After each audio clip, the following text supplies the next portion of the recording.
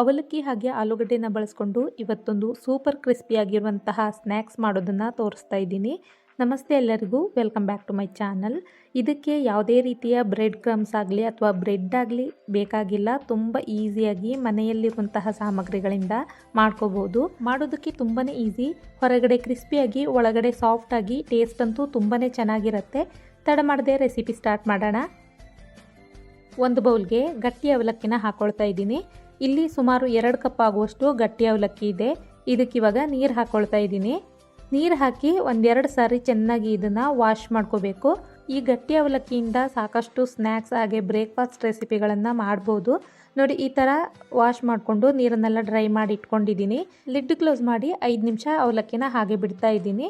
ಇವಾಗ ಸ್ಟಫಿಂಗ್ ಮಾಡ್ಕೊಳ್ಳೋದಕ್ಕೆ ನಾನಿಲ್ಲಿ ಬೇಯಿಸಿರುವಂತಹ 2 ಆಲೂಗಡ್ಡೆನ ತೊಗೊಂಡಿದ್ದೀನಿ. ಇದರ ಜೊತೆಗೆ ಅರ್ಧ ಕಪ್ ಆಗುವಷ್ಟು ಹಸಿ ಬಟಾಣಿನೂ ಸಹ ಬೇಯಿಸಿ ಇಟ್ಕೊಂಡಿದ್ದೀನಿ. ಇದೆರಡನ್ನು ಸಹ ಈ ರೀತಿ ಸ್ಮ್ಯಾಶ್ ಮಾಡ್ಕೋಬೇಕು. ಬಟಾಣಿ ಇಲ್ಲಾಂದರೆ ಸ್ಕಿಪ್ ಮಾಡ್ಬೋದು, ಕೇವಲ ಆಲೂಗಡ್ಡೆಯಲ್ಲೂ ಸಹ ಇದನ್ನು ಮಾಡ್ಕೋಬೋದು. ನೋಡಿ, ಈ ಥರ ಸ್ಮ್ಯಾಶ್ ಮಾಡಿಕೊಂಡು ಮಿಕ್ಸ್ ಮಾಡಿ ಇಟ್ಕೊಂಡಿದ್ದೀನಿ. ಇವಾಗ ಇದಕ್ಕೆ ಉಳಿದಿರುವಂತಹ ಇಂಗ್ರೀಡಿಯೆಂಟ್ಸ್ನ ಆ್ಯಡ್ ಮಾಡ್ಕೊಳ್ತಾ ಇದ್ದೀನಿ. ಚಿಕ್ಕದಾಗಿ ಕಟ್ ಮಾಡಿರುವಂತಹ ಈರುಳ್ಳಿ ಹಾಗೆ ಕಟ್ ಮಾಡಿರುವಂತಹ ಕೊತ್ತಂಬರಿ ಸೊಪ್ಪು, ಸ್ವಲ್ಪ ಉಪ್ಪು ಹಾಕ್ಕೊಂಡಿದ್ದೀನಿ. ಇವಾಗ ಮಸಾಲ ಪದಾರ್ಥಗಳನ್ನು ಆ್ಯಡ್ ಮಾಡ್ಕೊಳ್ತಾ ಇದ್ದೀನಿ. ಅಚ್ಚ ಖಾರದ ಪುಡಿ, ಧನಿಯಾ ಪುಡಿ, ಜೀರಿಗೆ ಪುಡಿ, ಚಾಟ್ ಮಸಾಲ ಹಾಗೆ ಸ್ವಲ್ಪ ಗರಂ ಮಸಾಲ ಪೌಡರ್ ಹಾಕ್ಕೊಂಡಿದ್ದೀನಿ. ಇದನ್ನು ಚೆನ್ನಾಗಿ ಮಿಕ್ಸ್ ಮಾಡ್ಕೋಬೇಕು. ಹಸಿಮೆಣಸಿನ್ಕಾಯಿನ ನಾನು ಯೂಸ್ ಮಾಡ್ತಾ ಇಲ್ಲ. ಮಕ್ಕಳಿಗೆಲ್ಲ ಕೊಡೋದಾದರೆ ಹಸಿಮೆಣಸಿನ್ಕಾಯಿನ ಸ್ಕಿಪ್ ಮಾಡಿ. ನೋಡಿ, ಈ ಥರ ಮಸಾಲೆ ಎಲ್ಲ ಚೆನ್ನಾಗಿ ಮಿಕ್ಸ್ ಆಗಬೇಕು. ಇವಾಗ ನಮ್ಮ ಸ್ಟಫಿಂಗ್ ಕೂಡ ರೆಡಿಯಾಗಿದೆ. ನೆಕ್ಸ್ಟ್ ನಾವು ಅವಲಕ್ಕಿನ ರೆಡಿ ಮಾಡ್ಕೋಬೇಕು. ಅವಲಕ್ಕಿ ನೆನೆಯೋಕ್ಕೆ ಬಿಟ್ಟಿದ್ದೀವಲ್ವ, ಅದು ಸಾಫ್ಟಾಗಿರುತ್ತೆ. ಈ ಸಾಫ್ಟಾಗಿರುವಂತಹ ಅವಲಕ್ಕಿನ ನಾನು ಕೈಯಲ್ಲೇ ಈ ರೀತಿ ಸ್ಮ್ಯಾಶ್ ಮಾಡ್ಕೊಳ್ತಾ ಇದ್ದೀನಿ. ಇದನ್ನು ಈ ರೀತಿ ಚೆನ್ನಾಗಿ ಸ್ಮ್ಯಾಶ್ ಮಾಡಿಕೊಂಡ್ರೆ ನಮಗೆ ಹಿಟ್ಟಿನ ರೂಪಕ್ಕೆ ಬರುತ್ತೆ. ಇದಕ್ಕೆ ಬ್ರೆಡ್ ಅಥವಾ ಬ್ರೆಡ್ ಕ್ರಮ್ಸ್ ಬೇಕಾಗಿಲ್ಲ, ತುಂಬಾ ಕ್ರಿಸ್ಪಿಯಾಗಿ ಬರುತ್ತೆ.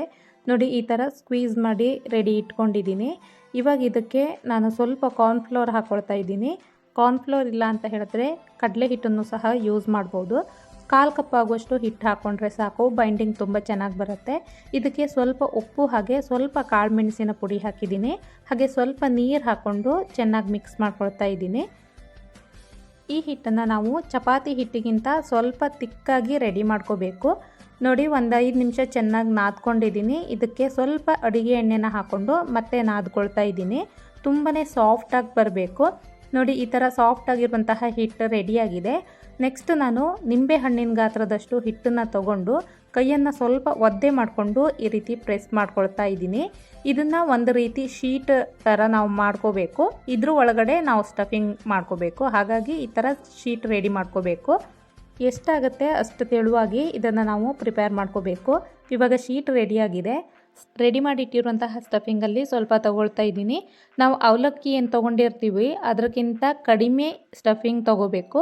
ನೋಡಿ, ಇದನ್ನು ಸಹ ಈ ರೀತಿ ಫ್ಲ್ಯಾಟ್ ಮಾಡಿಕೊಂಡು ಇದರ ಮಧ್ಯದಲ್ಲಿ 1 ಕ್ಯೂಬ್ ಚೀಸ್ ಇಟ್ಕೊಂಡಿದ್ದೀನಿ. ಚೀಸ್ ಇಟ್ಕೊಂಡು ಈ ರೀತಿ ಕ್ಲೋಸ್ ಮಾಡಬೇಕು. ಮನೆಯಲ್ಲಿ ಚೀಸ್ ಇಲ್ಲ ಅಥವಾ ಚೀಸ್ ಇಷ್ಟ ಇಲ್ಲ ಅನ್ನೋರು ಸ್ಕಿಪ್ ಮಾಡ್ಬೋದು. ನೋಡಿ, ಈ ಥರ ರೆಡಿ ಮಾಡ್ಕೊಂಡಿದ್ದೀನಿ. ಇವಾಗ ಅವಲಕ್ಕಿ ಶೀಟ್ ಏನಿದೆ ಅದ್ರ ಒಳಗಡೆ ಸ್ಟಫಿಂಗ್ ಇಟ್ಬಿಟ್ಟು ಕ್ಲೋಸ್ ಮಾಡ್ಕೊಳ್ತಾ ಇದ್ದೀನಿ.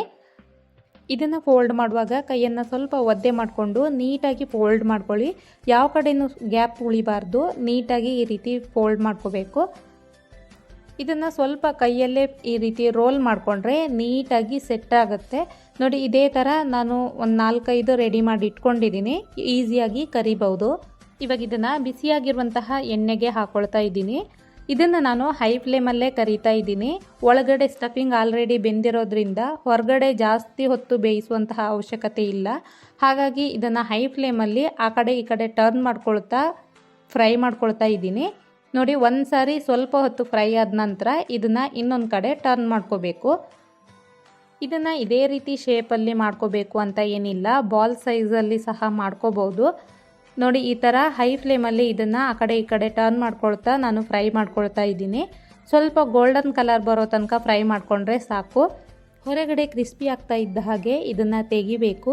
ನಾನು ಸ್ವಲ್ಪ ಜಾಸ್ತಿ ಹೊತ್ತು ಎಣ್ಣೆಯಲ್ಲಿ ಇಟ್ಟಿರೋದ್ರಿಂದ ಒಳಗಡೆ ಇರುವಂತಹ ಚೀಸ್ ಪೂರ್ತಿಯಾಗಿ ಮೆಲ್ಟಾಗಿ ಸ್ವಲ್ಪ ಹೊರಗಡೆ ಬಂದಿದೆ, ನೋಡ್ತಾ ಇರ್ಬೋದು.